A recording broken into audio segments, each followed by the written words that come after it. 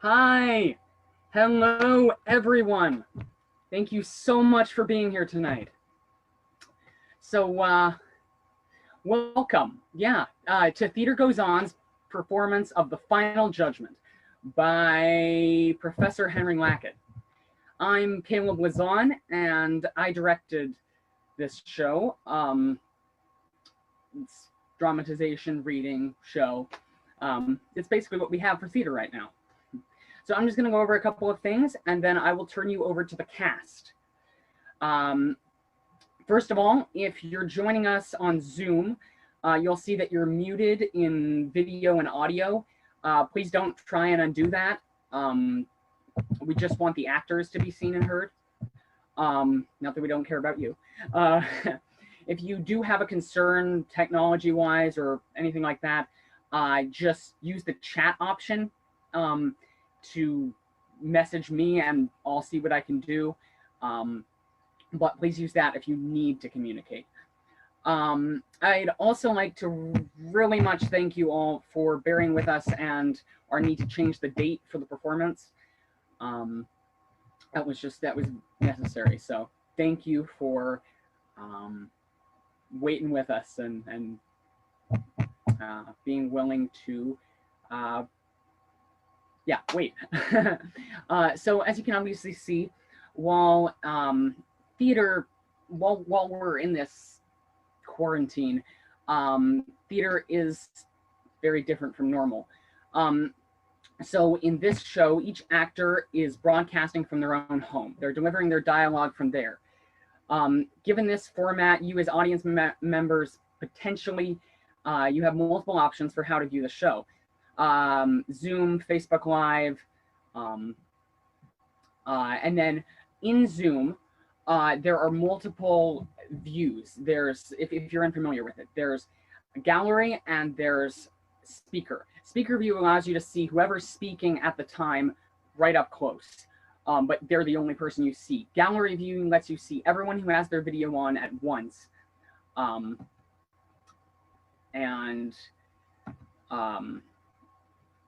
that allows you to see all the actors and all of their reactions. So it's up to you to choose. I'd also I have a trigger warning. The show does feature references to car crashes, alcohol, suicide, and death. So if you feel the need to leave at any time, you absolutely can. And to rejoin, you can just click the link again and I'll let you in. After the show, there will be a short question and answer session with most of our actors. You can put your questions in the Zoom chat, or you can put them on Facebook Live, and I'll be taking questions from both places. Next for Theater Goes On, we have another project being headed by a very caring, compassionate friend of mine, Chloe, who is also in the show. Entitled Just Like Glitter, this will be a live reading from a poetry collection she has written, and it'll be performed probably sometime in September, with rehearsals beginning early September. It celebrates friendships, conflicts, differences, and a whole lot more. And we are still looking for people to be involved in that. So you can contact Chloe on Facebook Messenger, or you can message Theater Goes On, the page, for any more details or information on how you or someone you know might be able to be a part of it. And finally, I'm going to talk about why Theater Goes On exists as a group. So first of all, given our current global circumstances, traditional physical theater is obviously not possible right now. So we exist as a way for art, and specifically performing arts, to continue. I think we need it more than ever right now. Theater is largely about connection to others and to ourselves and to the world, something which is not really, it's rather lacking right now. So our goal also is to be a kind of venue for new art, new pieces, new perspectives. We want to provide an avenue for young poets or playwrights or musicians to have their work heard, seen, and get it out there. So if you are a new or young playwright and you have an idea that you think would work really well on Zoom, message the page. And we'd all love to see it and see if we can get some type of performance or reading or anything like that going.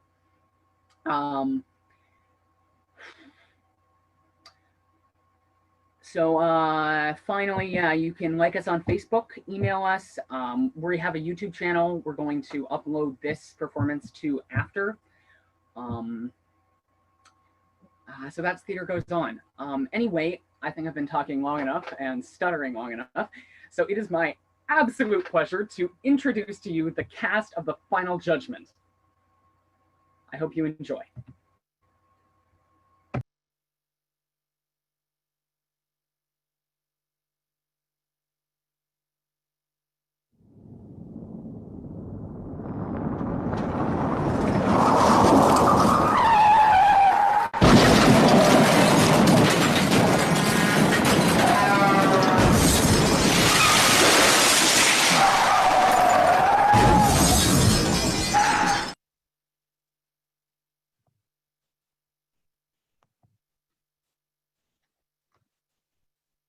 The swag ninja. That's what her followers on Twitter called her anyway. To the department, she's death number 1,000,002 due to an illegal car race. One of so many wasted lives in this world, too caught up in the here and now to care about the where else and when. She could have lived so much longer, done so much more. Maybe done something to change the world. Or maybe not. You know, I got this job here because I wanted to help people. Help them live their lives without fear of robbery, violence, murder, prejudice. That last one's been hard lately. I wanted to gain control of things beyond most people's control. I wanted to take part in the growth of a little world, see people thrive, flourish, watch as they made the whole world better. And I've done a lot, seen people do a lot. But there's one thing I just can't help: stupidity. Not stupidity like you don't know something, stupidity like you know something, but you disregard it anyway. Swag Ninja here, that's what she did. It was all in the report. She went into the local bar and drank enough beer to drown a fish. Then, knowing she shouldn't, got in a car. About 4 miles down the road, she decided to race her buddy to the nearest stoplight. She didn't get there. We found her an hour later, dead. Her friend, in a coma, unlikely to wake anytime soon. Makes me question whether I should have taken this job in the first place. If people are just going to keep going out and killing themselves for no reason, what a waste.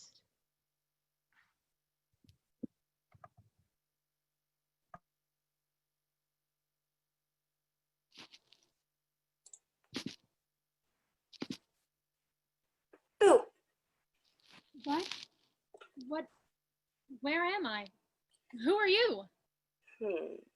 That is a good question. Let's call me your guide? My guide? You know what? You're right. Guide is too nice. Your shadow then. Your attorney. No, wait. That's not accurate either. I mean, I'm not exactly defending you. Defending me from what? Am I, like, on trial here?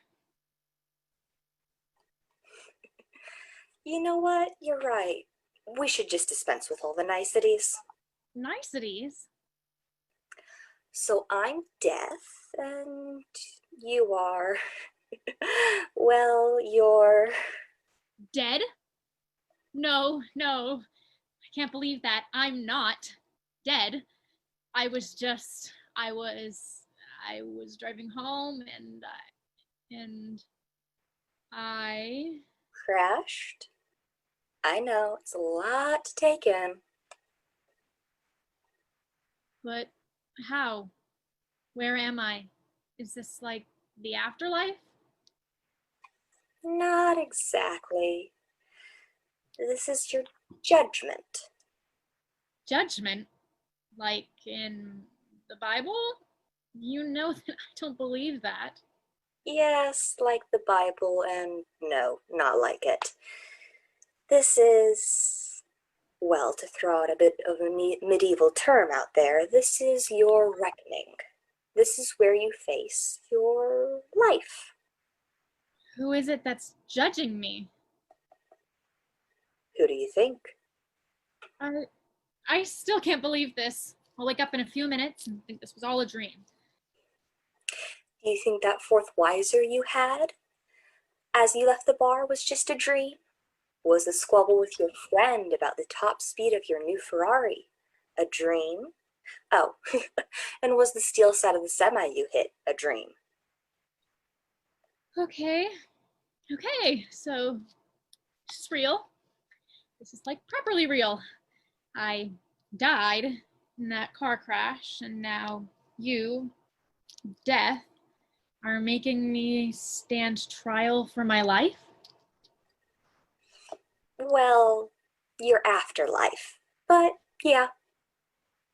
Okay, so if this is a trial, doesn't that mean I get witnesses? People who can, give me a good word? Of course.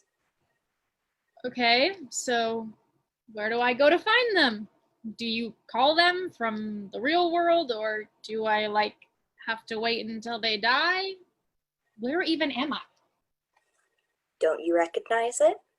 It's your house, your mansion, somewhere you felt comfortable in life. But where is all my stuff? My couch, my DVD and vinyl shelves, my clothes? And what happened to my 85-inch LED HD TV? Someone's ransacked my stuff. I've been robbed.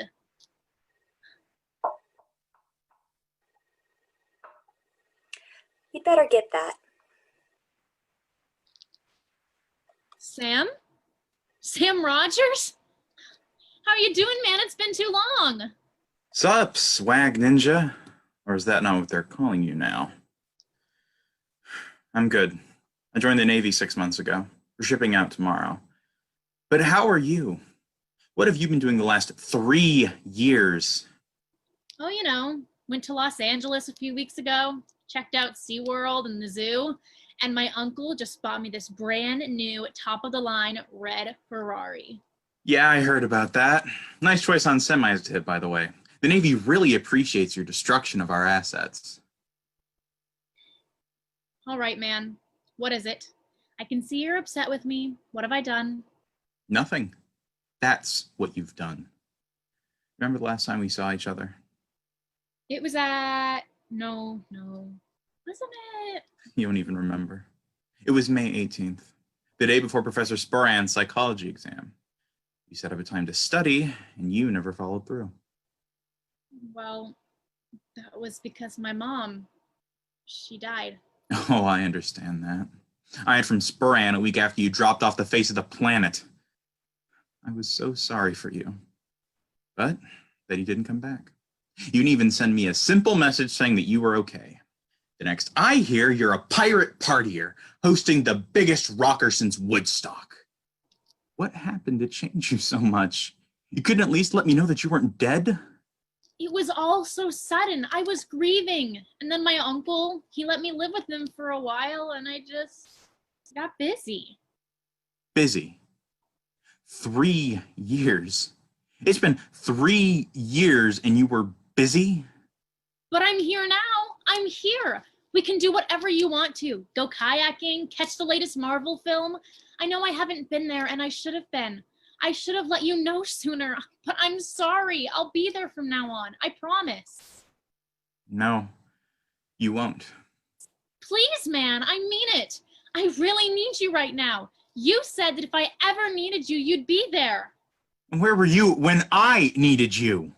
You don't understand what it's like. 8 months! What? 8 months. That's how long it's been since I lost my wife and daughter. You had a daughter? A lot can change in 3 years. You know the one person I wanted by my side at that moment? The moment a paramedic told me that I would never see my family again. You. My best friend. But you weren't there. You could have been dead for all I knew. Well, now you are. How ironic. I'm sorry, Sam, but come on. There's this guy over there and he's making me go through some judgment or something. I need witnesses, people to tell the big man that I was all right. Please, I'm sure you need the same thing if you're here. I'm not here. What? He's not here. What do you mean, not here? You can see him plain as me. Oh, him? He's here. However, if you're looking for Chief Warrant Officer Samuel Rogers, he's aboard the USS Nimmons in the middle of the Pacific Ocean. But how? Who am I talking to then? Oh, him? He's your friends, your fellows, your comrades. Those you truly hold dear. Held dear. From him, you can conjure anyone you ever called your neighbor. Okay, well then, how about I get some of my followers? None of them are going to be any different. You think your followers on Instagram and Twitter are going to have anything better to say about you? You think any of them are going to willingly volunteer to testify in favor of a girl they barely knew or have never even met? You don't know what they're like. Do you? Yeah. Here it is. Your uncle took the time to post your demise as an update on your Facebook page. Let's see what they have to say, shall we? RIP. Went to one of this dude's parties once. Lamest night ever. Free food, though. Worst DJ in history. Be glad she's gone. Nice gal. Hope she does better in the next world. Have you heard her rapping? It was total shit. And let's stop there. You think any of them are going to walk to, well, and back for you? That's what they all really thought? That I was just some lame nice girl with free food or worse? It's amazing what people will say about you after you're gone, isn't it? I mean, look at me. Do I look like a scythe-wielding zombie with horns? Isn't there anyone else I can ask?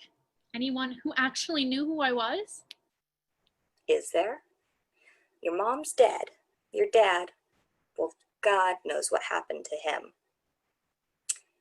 Actually, he doesn't. I asked. Is there anyone else? Well, sounds like there is. You should probably get that.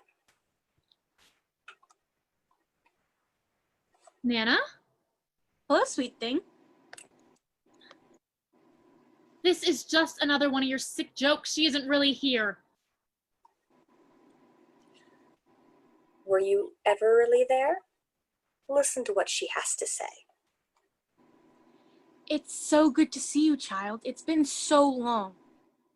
It has. I missed you. You were such a sweet young one, always there to comfort an old lady when she needed it. You'd always set the table the first time I asked and play with your cousin even though he was so much younger. And that one time, that boy, what's his name? Oh, Dillard Thomas. Tried to frame you for writing on the classroom walls. I went and stood by you. You'll never meet a kid as kind, as honest as her, I said. Your mother had such high hopes for you in life. I'd hoped I'd get to see you at least once more. Oh, Nana, you'll help me, I know it. But I didn't, did I? The last few years, you've been too caught up in your own little world with that son-in-law of mine to really have had time to come visit a nice old lady anymore. It would have been nice to have you for my birthday again. Every year, you'd remembered we'd sit around the wood-burning furnace and I'd read you and your cousin a story. Then we'd go to the kitchen and cut the cake into perfect bits. One for me, one for you and your cousin, and each piece for the real grown-ups. If only we could have that again. Of course, there'd be one less piece, but we'll make do. I wish I had. I wish you had too. Then maybe you'd still be here and away from Gregory and his outlandish business. Well, maybe you can still help me. I have to go to some type of trial and prove I was a kind, honest person, just like you said. I need people to say that. People who really knew who I was, who I am. If it were only that simple. It is. You come with me to, well, wherever the guy claiming to be death wants to take me, and you can tell them. You can tell them what kind of person I am. I can't. But why? Someone has to look out for the rest of the family and make sure they don't get themselves killed the way you did. Nana? I'm sorry.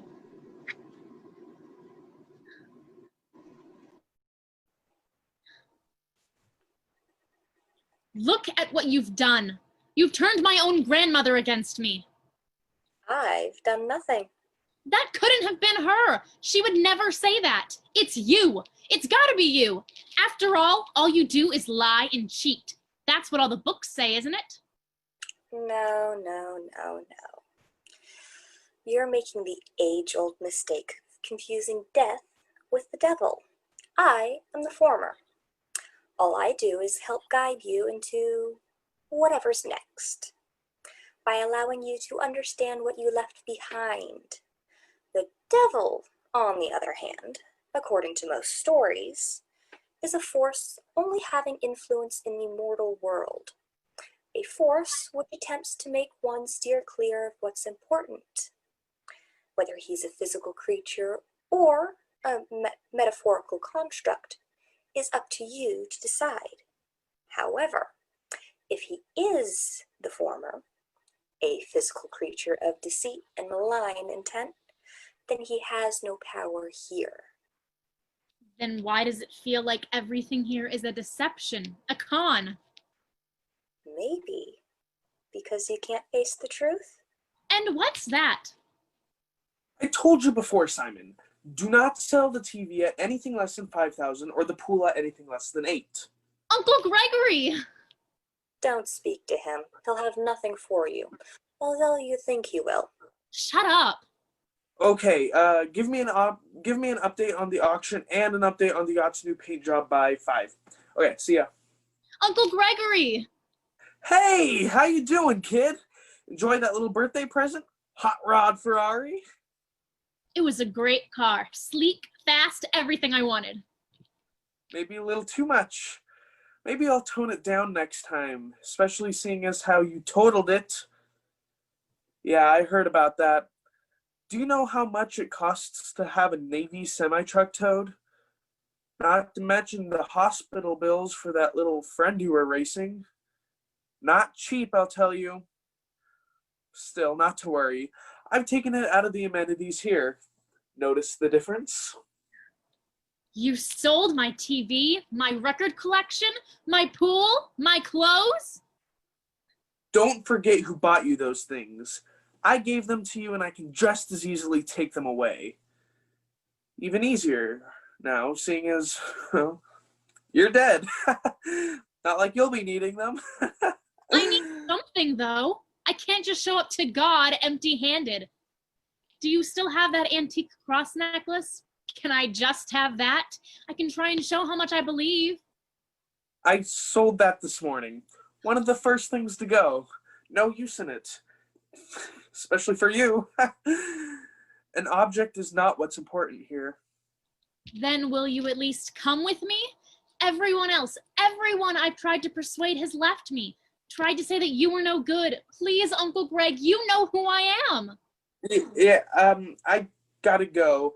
Not enough time. Time is money. Board meeting in 20.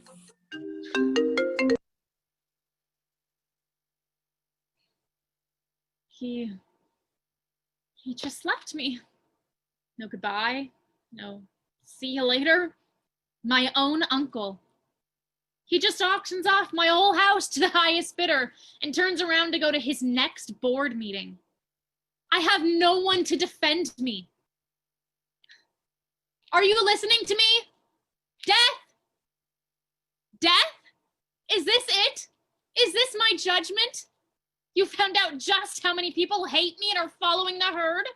You're just gonna leave me here for eternity, however long that really is? Leave me here to rot? Can I even do that anymore? Rot? Now that I'm dead? Trust me, you have no idea what it is to rot. Who are you? I don't recognize you like I did the others. Are you here to add to this torture? Of course you don't. We barely met. When you've been told you're stupid to the point of no effect, when what you want gets pushed to the margins of your thoughts by your family and your school, when you're shamed for this child you have no desire to bring into the world.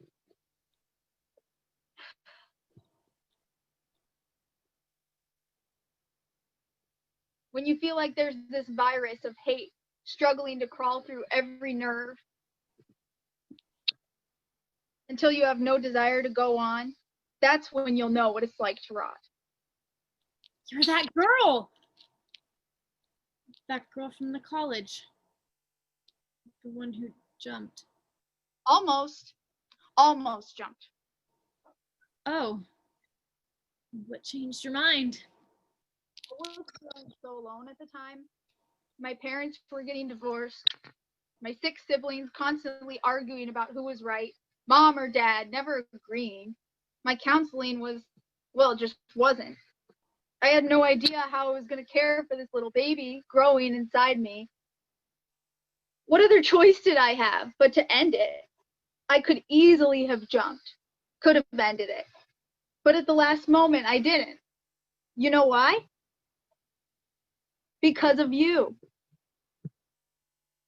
I'd seen you a few times around campus prior to that day. I never talked to you, though. I was always shy. But then as you were passing by that 4th floor balcony, you saw me. You saw who I was. You asked who I was, what I was doing there, why I wanted to jump.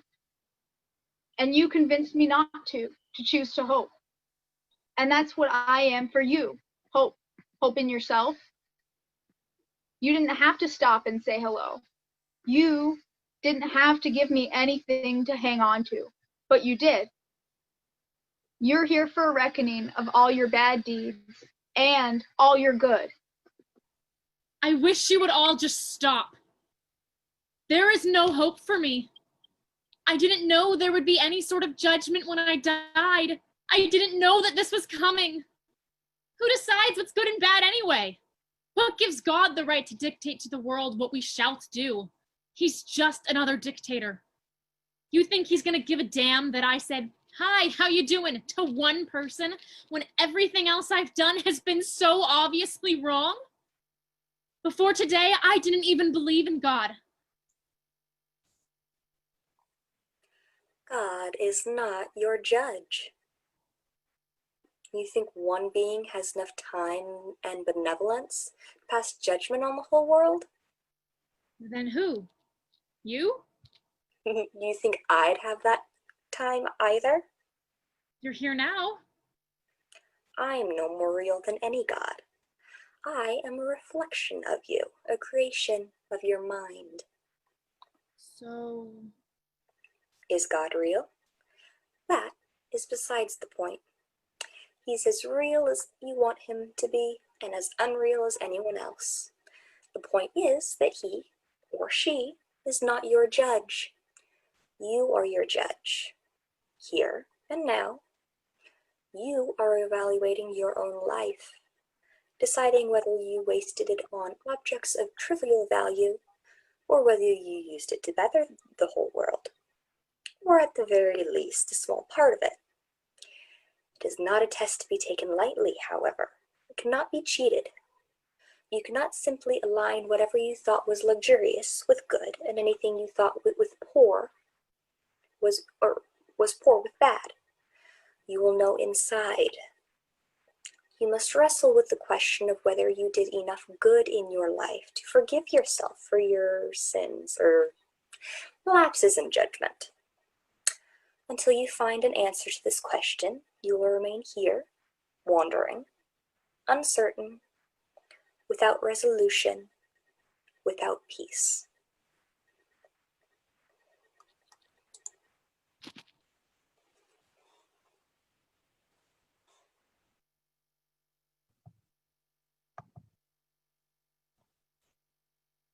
In life, any person can accomplish so much. You can become the head of the Peace Corps. You can open a tackle shop. You can swing upon the trapeze. You can be an artist with paintings of extravagance. Or you can be a public servant. For just as much as one can accomplish, however, one can fall. You could work at a loathsome restaurant, never having the time or money to pursue your dreams. You could live in your parents' basement for 40 years, living off cola and donuts. Or you could die in a car race while drunk. So much of it is beyond your control. And still, so much of it is not. Too many of you pass through life with no goal but to work in your little office all day, come home, eat chips, watch TV, and go to bed. There is so much more for you to do in this world. So many opportunities for you to make it a better place. To change minds. To change one person's mind and make them not let go of their own life. It is not my decision, though, children. It's yours.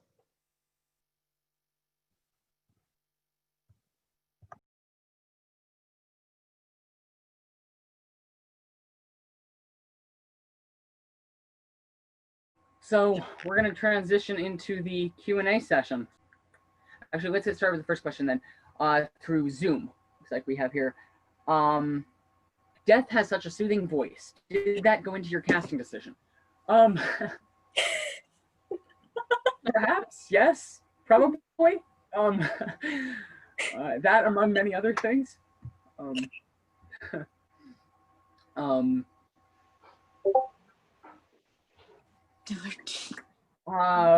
Okay, where did you find all the actors? Mainly people I have done theater with, like community theater when we were doing physical stuff.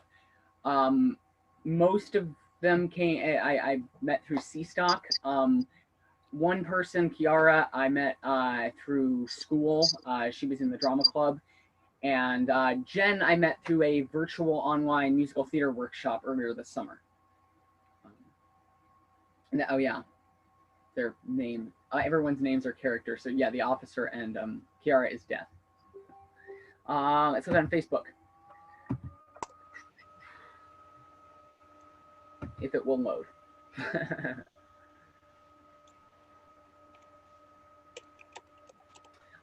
During the meantime, if anyone of the cast wants to talk about like just their general experience, what the show and doing virtual theater has been like, you can totally do that, and I'll try and pull up some more audience questions.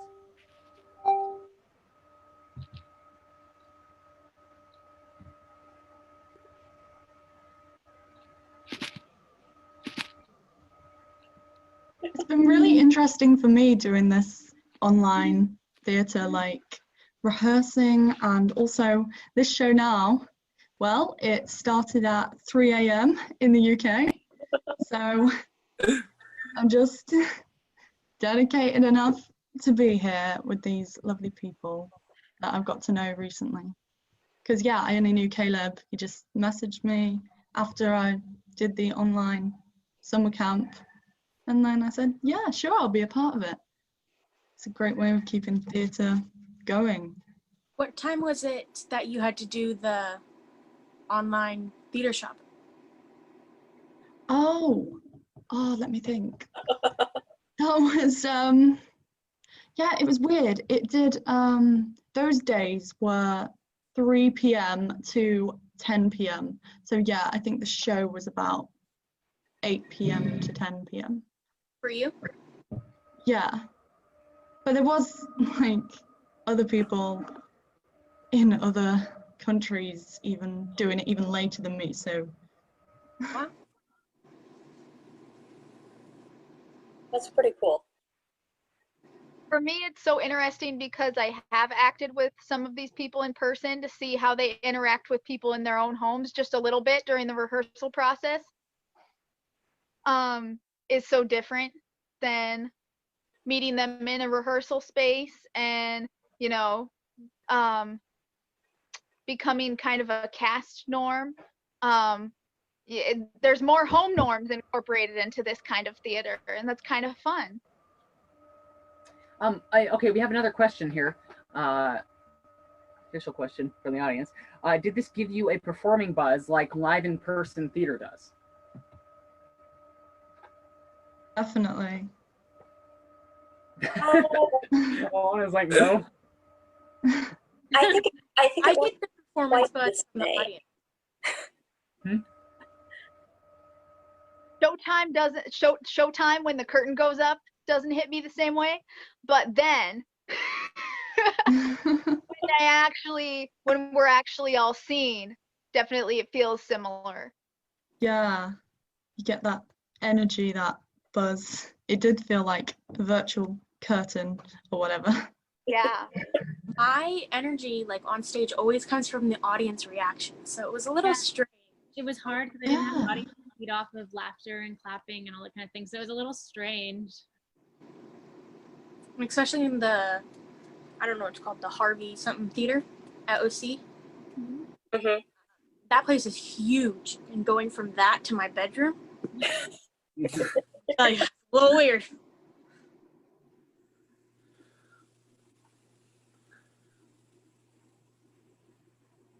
I know, I definitely got a performance buzz, even though I'm not actually performing.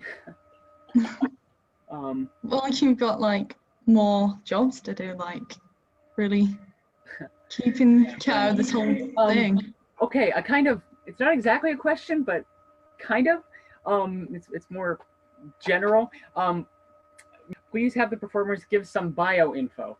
What shows they've most recently done, what you guys are doing nowadays, working and going to school.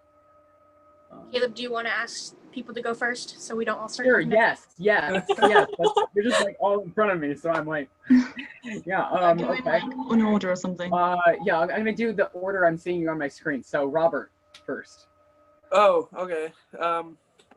Hey, what's up? I'm Robert. I'm in Washington. I am currently in high school, coming into my junior year.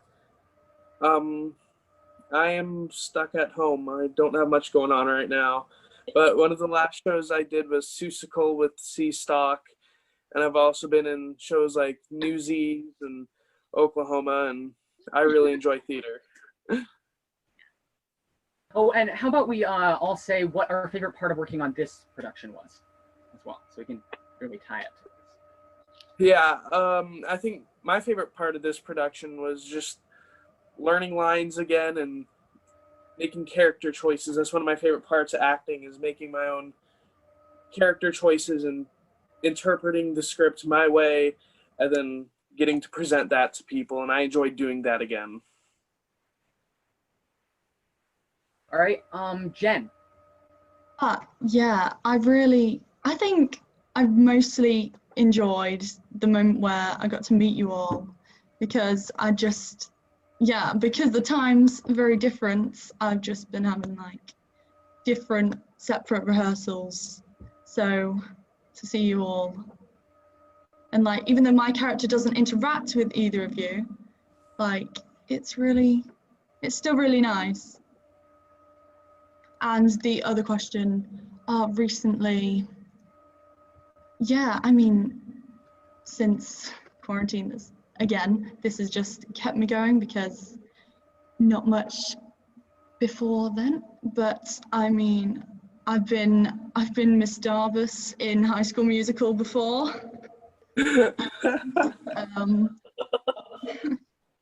I was once Miss Hannigan in Annie.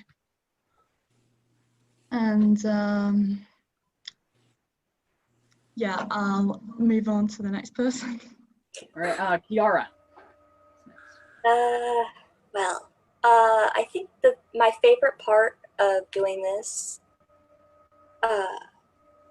was actually getting to do something other than work for once, because that's been a while for me. I actually kind of miss doing the play thing, the plays and whatnot, because I was never really one for a lot of lines or really interacting. I'm a very quiet person sometimes. I actually wasn't quite that nervous for this one for whatever reason. Maybe it's because I'm not in front of a bunch of people, quite literally, and I'm actually in my room. That might be part of it.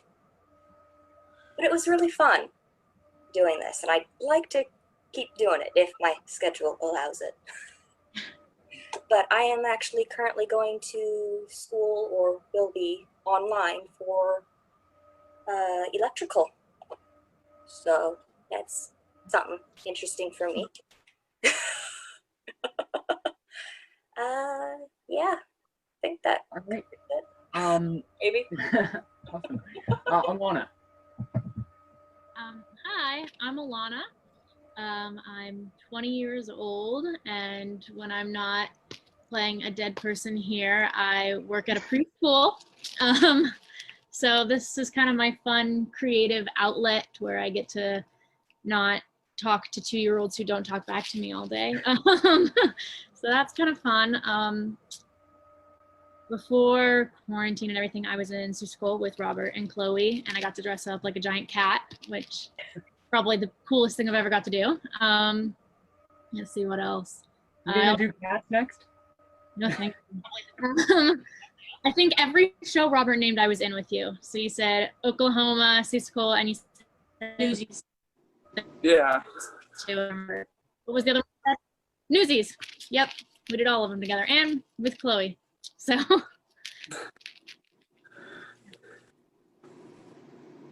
All right. Oh wait, and favorite part of working on this show? Oh, my creative outlet. I don't know. I love that I get to immerse myself in somebody else's head for a little bit. Like I get to get out of my own head and my own thoughts and worries and get to jump into somebody else's life. It's really fun. Yeah. Awesome. Izzy. Hi, I'm Isabel, or Izzy, whatever you want to call me. I don't really care. I am 17, and I am going to be a senior in high school this year. And I babysit Alanna's dog during the day while she's playing with children. My favorite part about this show was probably I wasn't as scared to go on stage and have lines because I didn't see how many people were in the audience. And the most recent play I was in was Newsies. And the most recent production I've been a part of was Seussical because I was the cat's wardrobe. I was her clother. That's it. All right. And Chloe, of course.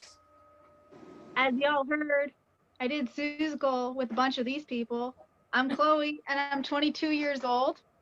And when I'm not here, I'm working. Right now, a lot of my work is online, so that's been a whole new experience too. But this, yeah, I work in an early intervention, and I just love it. I like working on this type of production because it was like we could collaborate without, And I just want to say that, like, even though we didn't get to rehearse with Jen a lot, she just frames our show. She's like the most important part in a different way. Like, she's just like on both sides, just holding everybody up. And Robert's character is like so much interesting stuff.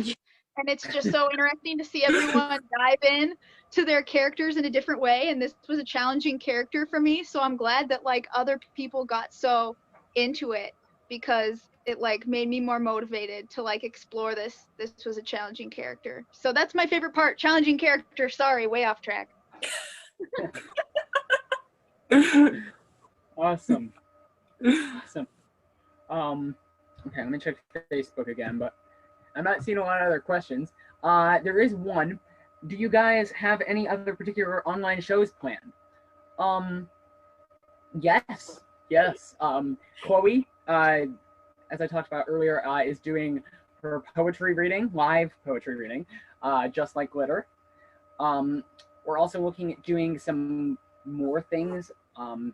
Some projects maybe even overlapping. Just kind of get art out there is kind of one of our most important things. Alanna? Sorry, this is really separate and not connected to this, but in terms of like virtual theater, I also have been working on a drive-in theater, kind of like a drive-in movie, but there's a stage.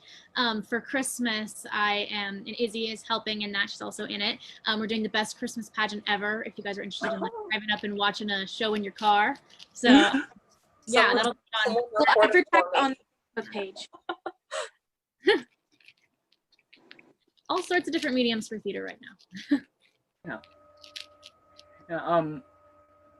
But yeah, and if you are a playwright or have an idea for a play or just want to get involved in a different capacity, message the page or email. There's an email on the Facebook page listed or anything like that. Chloe, did you want to say anything else about Just Like Glitter, or did I cover most of it? She just muted herself and now she's Yes, I see. undo it. Okay, well, yeah, Just Like Glitter poetry reading. If you want to be involved, message Chloe or the Theater Goes On page. Jen. I just thought of like a really fun question. So, guys, like, if you could play any other character here, who would you want to be? Why? I know who I want to be. I would love to be Fellowship. Don't ask me why. I just do. Okay. Robert? It was kind of... I think I'm with Izzy on that one. I would want to be Fellowship too. Yeah. Partly because you just get to talk trash about Everyman. I'd want to be Death, you know. That's a lot of... Death is the really character, fun. the Death is character. really fun. Death is like, you got some well funny lines. Because I also want to be Death.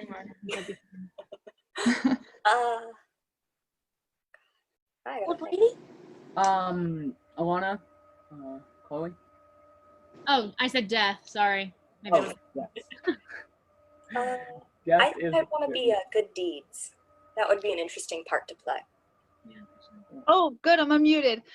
Okay. Sorry, I muted my dog out of the background noise, and then yeah, I would definitely want to play the officer because I just love the whole, yeah, like just another regular person weighing in on a regular person's life, and it's just woo.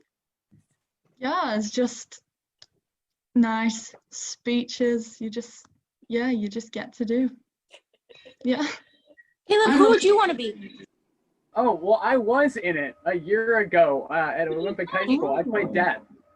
Well, if you could play any other part, who would you want to be? Well, there's a question. Honestly,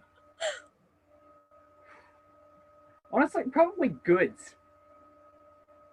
I really like the fast-talking uncle character. After that newspaper guy you played, I think you'd be really good, Goods. I don't remember his name. The Newsies newspaper guy? Yeah. Mr. Weasel. Yeah. Oh. That was sick. Wiesel. Wiesel. Sorry. All But he right. don't call you weasel, otherwise, you know. Yeah. All right. Anyway, does anyone else have any questions in the audience or cast members? Do you have any question ideas? Not gonna say it. We'll give it a second. But Ciara, what's your favorite song about death? oh, You had to. You had to. anyone is welcome to leave at any time if they want to. But you can stay. You can stay. It's a great question. I'm just saying this question Q&A is dragging on a little bit, so I mean I I understand had it. thought about this a little earlier, so I kind of have I some. do like the question. I do like the question. That's not to put down your question, Chloe. It's just because it's taking we're taking up a lot of time. But if audience members and you guys are good with it, then let's go on.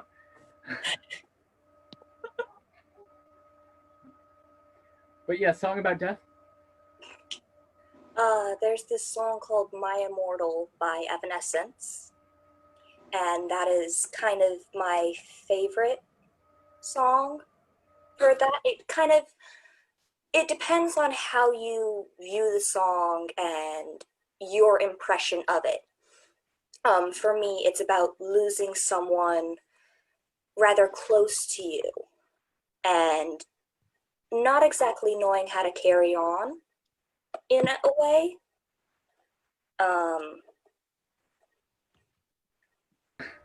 But yeah, it's one of my favorite ones. One of our audience members says, "I've heard most of you sing. I want to hear a song." Oh, I am not prepared. No, bad idea. Not yet, anyway. Perfect diagnosis. Did anyone else want to say their favorite song about death? Please do. I want to hear this. If the World Was Ending is a good song. About everyone dying. Then you come over now. Yeah, that one, right? Is that what that Good one. called? I had no I idea don't know. what it's called. It is called If the World Was Ending, I think. You'd come over and you'd stay the night. I have one. Well, actually, kind of two. So You Are Not Alone from Into the Woods is really good, and it's kind of about death at the end. That's really good, very comforting song. And then also the other one's a bit of a weird one. It's called The Ballad of Thunder Road, and it's the theme song to an old, I think, movie or TV series from the. Oh no, everyone's frozen. Oh dear. I can see you. Oh wait, no. Okay, Yeah, I we can can hear see you. You still frozen? Okay, good. The Ballad of Thunder Road. It's a okay. There, you're all moving again. The Ballad of Thunder Road. It's a song, a theme song to a movie or a TV show or something from I think the 50s, about this guy who runs an illegal alcohol run thing, like making alcohol without a license or something. Anyway, in the 50s, and driving a really fast car and being chased by revenue agents. And he ends up dying, but it's a really, really fun song. So, yeah, that's my. What song is that? The Ballad of Thunder Road. The Ballad of Thunder Road. Thank you. Yeah. Did anyone else have a answer to that question?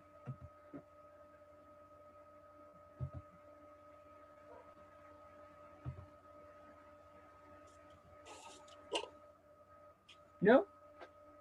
Okay, did anyone else have anything to say as far as questions or any of that goes? Okay, awesome. Thank you, audience, for joining us. If cast could stay back for a moment, stay in the meeting. That would be great. But audience, thank you so much for being here, and we hope to see you or feel your presence at least at future performances. Oh, you're alive. Feel your presence. Yeah, well, I mean, because we're not actually seeing the audience. But, Yeah. Yeah, I get what you You go mean. to the living room and see them. Okay, yeah. Anyway, goodbye. Thank you so much. And keep watching our Facebook page for more information.